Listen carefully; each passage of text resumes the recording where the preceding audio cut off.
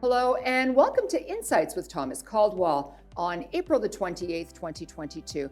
Tom, there is a lot going on and we've discussed this many times before, but what do you think is the most important event at present and what does it mean for the future?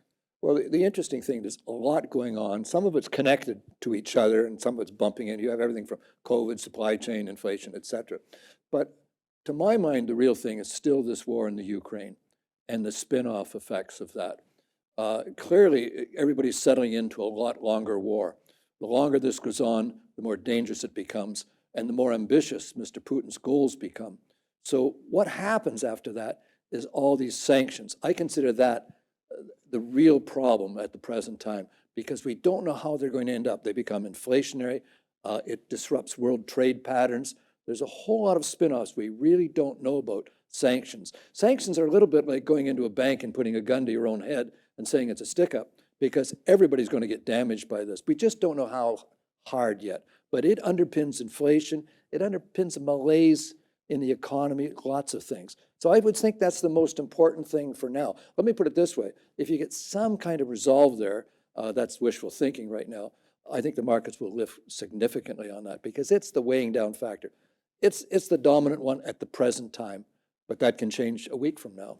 So you mentioned markets. Stock markets have been in a steep decline over the past few weeks. What are your thoughts going forward? Stock markets always adjust real fast. You know, whatever's going on, it adjusts. It's like a future shock world we live in. Things happen really quickly. So what is known today is by and large within the market. Now, where the key is how you interpret those events and what they're pointing toward. I think, as I say, the danger point is a combination of sanctions and a long-term shift in power to the Eurasian bloc, dominated by China. 19th century was Britain's, 20th century was America's, 21st is probably going to be China's.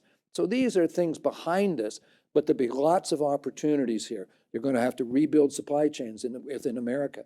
And the one thing about democracies versus totalitarian states is democracies are innovative. And that's, when you look at the West, that's the real magic sauce that we have going for us.